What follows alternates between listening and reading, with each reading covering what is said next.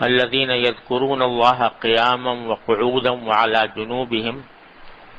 ویتفکرون فی خلق السماوات والارض۔ عقل رکھنے والوں کی تعریف کرتے ہوئے فرمایا ہے کہ یہ وہ لوگ ہیں جو اللہ تعالیٰ کا ذکر کرتے ہیں کھڑے بھی، بیٹھے بھی اور لیٹے بھی، اور آسمانوں اور زمین کی تخلیق کے بارے میں غور کرتے ہیں۔ اور رسول اللہ صلی اللہ علیہ وسلم نے فرمایا لِكُلِّ شَيْءٍ ثَقَالَةٌ وَثَقَالَةُ الْقَلْبِ ذِكْرُ اللَّهِ، کہ ہر شے کی ایک چیز ثقل کرنے والی ہوتی ہے، یعنی چمکانے والی ہوتی ہے، اور قلوب کو چمکانے والی چیز اللہ کا ذکر ہے۔ ذکر کے معنی لغت میں یاد رکھنا ہے، اس کا مقابل نسیان یعنی بھول جانا ہے۔ یاد رکھنا دو طرح سے ہوتا ہے، ایک صوری اور ایک حقیقی۔ صوری زبان سے یاد کرنے اور نام لینے کو کہتے ہیں، اور حقیقی ادائے حقوق کو کہتے ہیں۔ ذکر لسانی یعنی زبان سے یاد کرنا بھی ذکر اللہ کا ایک فرض ہے مگر ناقص، اور ذکر حقیقی ذکر اللہ کا فرض کامل ہے۔ اگر دونوں جمع ہو جائیں یعنی ادائے حقوق کے ساتھ ذکر لسانی بھی ہو تو سبحان اللہ درجہ اکمل ہے۔ غرض کوئی خیر دنیا و آخرت کی نہیں ہے جو ذکر اللہ میں نہ آ گئی ہو۔ یہ جو بار بار عرض کرتا ہوں کہ اپنے سوچ کا رخ موڑنے کی ضرورت ہے کہ دن رات ہم جو دنیا کے کاموں اور دنیا کی راحتوں اور اس کی لذتوں کے خیال میں مگن رہتے ہیں، ان خیالات کا رخ اللہ جل جلالہ کی طرف، اللہ تبارک و تعالی کے ذکر کی طرف اور اللہ تبارک و تعالی کی نعمتوں کی طرف موڑنا چاہیے، اور اس رخ موڑنے کے نتیجے میں انشاءاللہ اللہ تبارک و تعالی کے سے دن بدن قرب حاصل ہوگا۔ اللہ تبارک و تعالی ہمیں آپ کو سب کو اس کی توفیق عطا فرمائے۔ لیکن یہ جیسا پہلے بھی عرض کیا تھا، یہ ایک لمحے میں، ایک دن میں، ایک دم سے یہ بات نہیں ہوتی، کیونکہ انسان کے خیالات جو ہیں وہ اس کے اختیار میں نہیں ہوتے، اکثر و بیشتر غیر اختیاری طور پر خیالات آتے رہتے ہیں۔ لیکن اللہ تبارک و تعالیٰ کی سنت یہ ہے اور تجربہ بھی یہ ہے کہ جس چیز کی اہمیت زیادہ ہوتی ہے اور جس سے محبت زیادہ ہوتی ہے اس کا خیال زیادہ آتا ہے۔ اگر انسان کو اپنے پیسے کمانے کی اہمیت ہے دل میں، اور دنیاوی راحت و آرام کی اور لذتوں کی اہمیت دل میں ہے تو اسی کے خیالات زیادہ آئیں گے۔ کسی شخص سے، کسی ذات سے، کسی کام سے، کسی چیز سے محبت ہے تو اس کے خیال زیادہ آئیں گے۔ تو اللہ تبارک و تعالی کے حضور پیش ہونے اور اللہ تبارک و تعالی کے سامنے جواب دہ ہونے کی اہمیت جب دل میں بیٹھے گی کہ پتہ نہیں کس وقت میری موت آ جائے، کس وقت میری آنکھ بند ہو جائے، کس وقت میں قبر میں پہنچ جاؤں، کس وقت میں اللہ تبارک و تعالی کے حضور حاضر ہو جاؤں، جب اس بات کی اہمیت دل میں آئے گی کہ آخرت زیادہ اہم چیز ہے بنسبت دنیا کے، دنیا کا کچھ پتہ نہیں کتنے دن کی ہے، اور جو لذت ہے، جو راحت ہے، جو مزہ ہے دنیا کا وہ فانی ہے، فنا ہو جانے والا ہے۔ کوئی لذت کامل نہیں، کوئی راحت کامل نہیں، مکمل نہیں۔ ہر لذت کے ساتھ، ہر راحت کے ساتھ کسی نہ کسی غم کا کانٹا لگا ہوا ہے، کسی نہ کسی فکر کا کانٹا لگا ہوا ہے۔ بڑے سے بڑا صاحب اقتدار، بڑے سے بڑا سرمایہ دار، مالدار، دولت مند، جس کو دنیا کی ساری راحتیں بظاہر میسر ہیں، لیکن اس کو بھی غم سے اور فکر سے چھٹکارا نہیں، بلکہ عام طور سے دیکھا ہے گیا جتنا زیادہ آدمی کی دولت ہوتی ہے، جتنی جائیدادیں ہوتی ہیں، جتنا تجارت وسیع ہوتی ہے، کاروبار بڑا ہوتا ہے، اتنے ہی غم زیادہ ہوتے ہیں، اتنی فکریں زیادہ ہوتی ہیں، چھن نہ جائے، یہ نہ ہو جائے، وہ نہ ہو جائے، ہر رات دن رات آدمی اس فکر میں مبتلا رہتا ہے۔ تو دنیا کی نہ کوئی راحت مکمل اور نہ کوئی لذت مکمل، ہر ایک کے ساتھ غم کا، فکر کا کانٹا لگا ہوا ہے۔ اور آخرت اول تو دائمی، ہمیشہ کے لیے ہے، کبھی ختم نہ ہونے والی، اور اس میں اگر اللہ تبارک و تعالی اپنے فضل و کرم سے، اپنی رحمت سے نواز دیں اور اہل جنت میں شامل فرما لیں، تو صرف ایک نعمت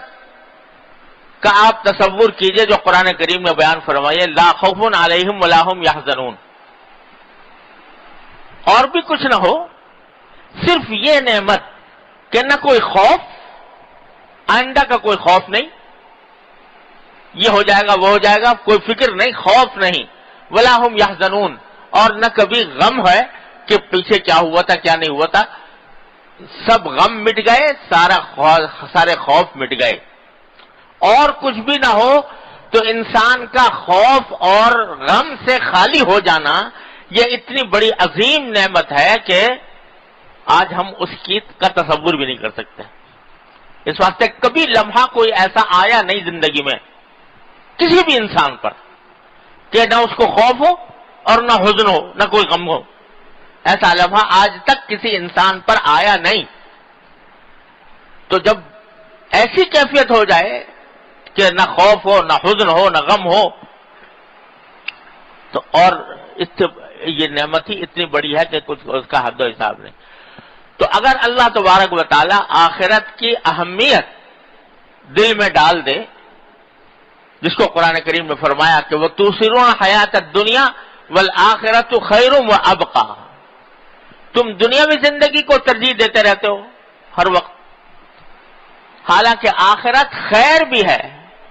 یعنی سراپا خیر ہے، اس میں کوئی شر کی آمیزش نہیں، راحت ہی راحت ہے، لطف ہی لطف ہے، اور لذت ہی لذت ہے، وہ خیر بھی ہے، وابقی، اور پائیدار بھی ہے کہ ہمیشہ رہنے والی، کبھی ختم نہیں ہونے والی۔ تو اللہ تبارک و تعالیٰ اپنے فضل و کرم سے آخرت کی اہمیت اگر دل میں بٹھا دے تو پھر جس چیز کی اہمیت ہوتی ہے اس کا خیال بھی زیادہ آتا ہے کہ اس کو میں درست کروں، اس کو بہتر کروں۔ دوسرے، محبت، اللہ جل جلالہ اپنے فضل و کرم سے اپنی محبت عطا فرما دیں، اور دعا مانگتے رہنا چاہیے کہ اللہ اپنی رحمت عطا، اپنی محبت عطا فرما، اللہم ارزقنی حبک وحب من یحبک، اے اللہ اپنی محبت عطا فرما اور جو آپ سے محبت کرتے ہو ان کی محبت عطا فرما۔ تو محبت اللہ تبارک و تعالی عطا فرما دے تو جس چیز کی محبت ہوتی ہے اس کا خیال زیادہ آتا ہے، اس کا خیال زیادہ آتا ہے۔ تو اس لیے دو چیزیں ضروری ہیں اپنے خیالات کا رخ تبدیل کرنے کے لیے، ایک آخرت کی اہمیت اور دوسرے اللہ تبارک و تعالی کی محبت۔